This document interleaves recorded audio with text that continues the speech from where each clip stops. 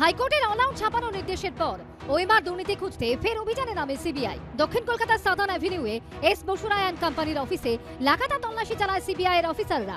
কেন্দ্রীয় গোয়েন্দা সংস্থা সূত্রে খবর, 4 দিনের অভিযানে অফিস থেকে উদ্ধার হয়েছে 36টি হার্ড ডিস্ক, বাজেয়াপ্ত করা হয়েছে কোম্পানির 2টি সার্ভার। এখানেই শেষ নয়, তদন্তকারীদের অনুমান সার্ভারের মধ্যে থাকা হার্ড ডিস্ক থেকে মুছে ফেলা হয়েছে বহু তথ্য। তদন্তকারীরা মনে করছেন, তারা আশঙ্কা করছেন যে মুছে ফেলা ডেটা, হার্ড ডিস্ক থেকে মুছে ফেলা হয়েছে ডেটা, সেখানেই কিন্তু রহস্য লুকিয়ে রয়েছে। তাহলে একটাই প্রশ্ন, সেখানেই রয়েছে ওএমআর শিটের কোনো কপি, এবং সেই মুছে ফেলা ডেটা রিট্রিভ করার জন্যই কিন্তু ফরেনসিক পরীক্ষা করানো হবে।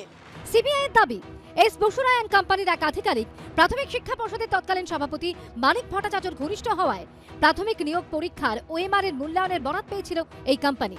এরপর মানিক ভট্টাচার্যের নির্দেশেই সেই ওএমআর এর তথ্য নষ্ট করে দেওয়া হয়। আদালতের নির্দেশে সেই নষ্ট হওয়া ওএমআর এর কোনো ব্যাকআপ রয়েছে কিনা তা খুঁজতেই তল্লাশি অভিযান চালাচ্ছে সিবিআই।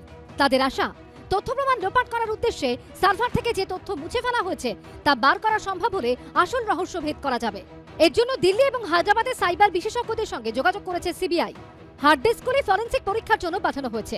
এসএসসি বা শিক্ষক নিয়োগ বা অশিক্ষক কর্মচারী নিয়োগে যে দুর্নীতি, এটা একটা মহামারী এবং গোটা রাজ্য জুড়ে এটা ছড়িয়ে আছে। তো স্বাভাবিকভাবে তদন্ত চলছে, দোষী যারা তারা গ্রেপ্তার হবে, জেলের ভেতরে যাবে। এবং আমার বিশ্বাস এখনও পর্যন্ত যতটুকু তদন্ত হয়েছে এবং তার ফলে 2-1 জন যে বড় যারা নাম, পার্থ চট্টোপাধ্যায় বলুন বা মানিকবাবু বলুন, যারা গ্রেপ্তার হয়েছে, আমার মনে হয় এটা হিমশৈলের চূড়া মাত্র। এখনও পর্যন্ত এই দুর্নীতির বেশিরভাগ যারা দায়ী বা মূল যারা দায়ী, যাদেরকে লার্জার কনস্পিরেটর বলা হয়, তারা কিন্তু এখনো গ্রেপ্তার হয়নি। তদন্তের বিষয়ে কোনো মন্তব্য করব না। যদি কোনো ভুল থাকে, অন্যায় থাকে, তারা ধরুক, কিন্তু তদন্তটা যেন রাজনৈতিক উদ্দেশ্য প্রণোদিতভাবে, সেন্ট্রাল এজেন্সি তো, রাজনৈতিক উদ্দেশ্য প্রণোদিতভাবে ব্যবহৃত না হয়। তবে এখন সার্ভার থেকে মুছে ফেলা তথ্য কিভাবে উদ্ধার করা সম্ভব হয় সেটাই দেখার।